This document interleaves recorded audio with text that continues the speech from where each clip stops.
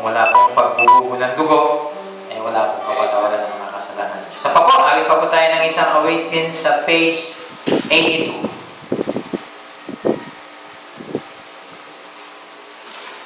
Standing on the promise. Standing on the promises. Lahat ng pangako. Tagalog naman tayo. Ano? Hey. Lahat ng pangako. Handa? Awit.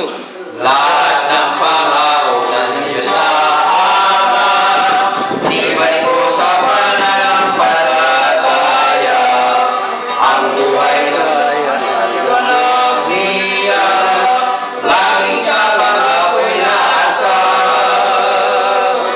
Lumas sa kanan, mga pangako ni Jesus na biyaya. Lumas sa kanan,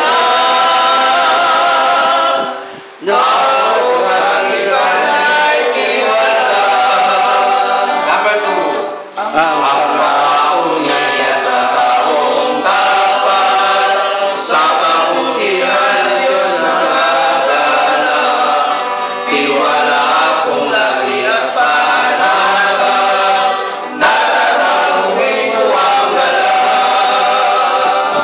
Lumas sa galang, mga pangako ni Jesus na biyaya.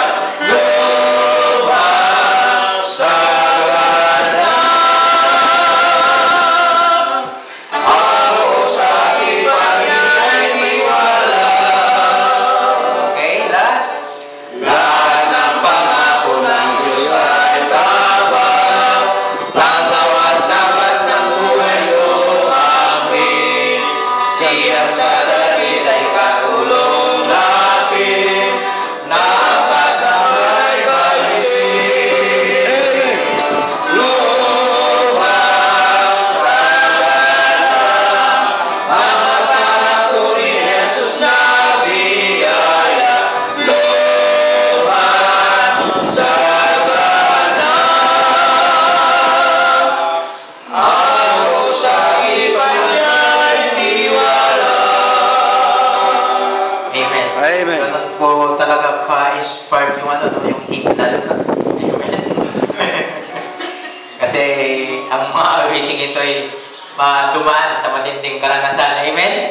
Amen ba? Amen. Okay. So, pinipray po tayo. Lingin natin si Pastor nyo na umpisa po tayo sa panalangin. Ayun na po, salamat po kami sa umaga po ito. Salamat po sa inyong pangako po sa amin. Lalo po sa minsay na awitin namin na inawit kami ito. Salamat po dahil meron kami katiyakan sa inyo po ito. At salamat din po sa inyong pananaw po at kung saan ay inigit na dito sa Costa Calvario. Kaya po kaya mayroon po bakit kami ay nandito sa lugar ito. Nagpupuri at sumasamba sa inyo.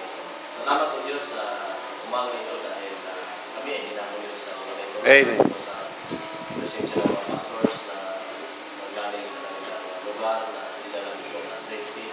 Salamat Panginoon sa fellowship na meron din po kami. Dalangin natin po Diyos na may patuloy na mag-hari po sa aming buhay. Salamat namin gagawin. Ikaw po ang siyang aming taas.